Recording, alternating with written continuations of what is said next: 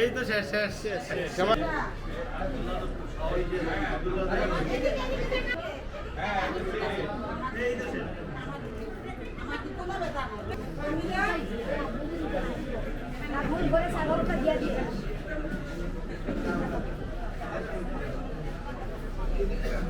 আসলে 5 থেকে 12 বছরের নিচে প্রায় 95,000 শিশুকে টিকা দেওয়া হবে এবং সেটা প্রত্যেকটি প্রাইমারি শিক্ষা প্রতিষ্ঠান ছাড়াও যারা আমাদের এই শিক্ষা প্রতিষ্ঠানের বাইরে রয়েছে তাদেরকেও আমরা এই আওতায় নিয়ে আসবো। ইভেন আমাদের যে এক্সটেনশন সিটি সেই সিটিতেও আমরা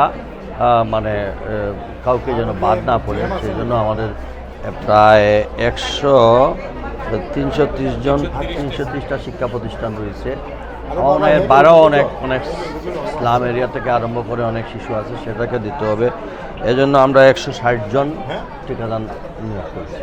প্রয়োজন যদি দেখি আরও বাড়াবো, কিন্তু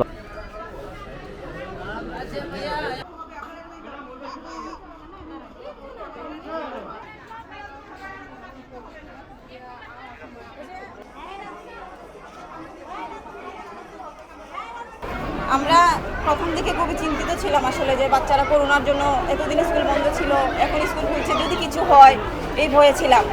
কিন্তু আসলে যে করোনা ভ্যাকসিনটা শুনলাম যে বাচ্চাদের 5 বছর থেকে 11 বছরের শিশুদের করোনা ভ্যাকসিন দেওয়া হবে, এটা শোনার পরে আসলে খুবই খুশি হয়েছে যে অন্তত নিশ্চিন্ত হলাম যে আমরা আমাদের বাচ্চাদের নির্দ্বিধায় এখন স্কুলে পাঠাতে পারবো, কোনো ধরনের কোনো সমস্যা হবে না এটাই, এবং আমরা এই দিক দিয়ে খুবই খুশি।